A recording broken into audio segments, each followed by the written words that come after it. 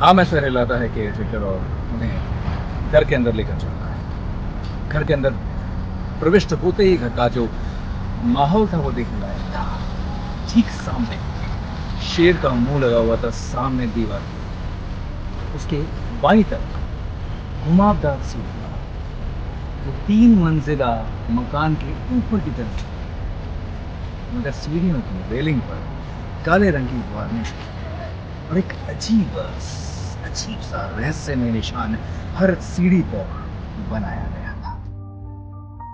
Caretaker ने उन्हें वहीं लिविंग रूम में बैठने के लिए कहा, फिर उनके लिए स्वादिष्ट भोजन की व्यवस्था की। अच्छे से खाने के बाद विवेक और पंकज ऊपर के कमरे में आराम करने चले जाते। कुछ देर बाद विवेक वहीं बालकनी में थोड़ी देर टहलता है और पंकज लगातार विवेक की तरफ असमंजस की स्थिति में कुछ सोचते हुए बोलता है, विवेक तो इतना रिलैक्स कैसे रह सकता है?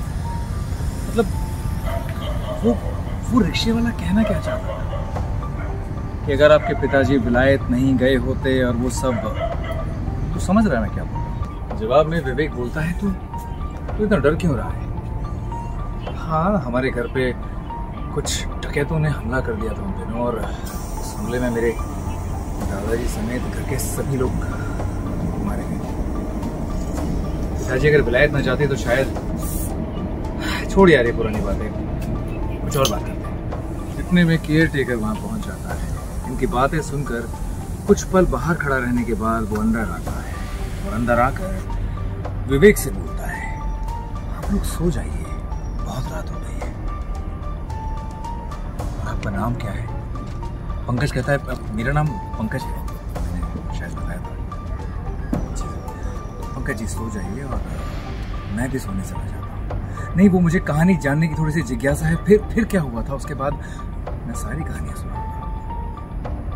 केयरटेकर बोलता है कि अब आप सो जाइए, कल नवरात्रि का पहला दिन है, आज पितृपक्ष का आखिरी दिन है, तो सो जाइए, सुबह बात करेंगे और कल घर से बाहर मिलेंगे। इतना विवेक और पंकज काफी देर तक उत्सुक होकर आपस में बातें करते रहे। पंकज खास तौर पर विशेष रूप से उत्सुक था, बहुत कुछ जान लेना चाहता था। वो बार बार विवेक से पूछता है, और हम क्या करेंगे? पूजा में हम कहाँ जाएंगे? किस किस से मिलेंगे?